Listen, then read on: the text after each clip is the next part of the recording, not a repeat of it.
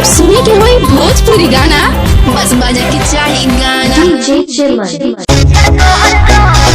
साला ला ला साला ला ला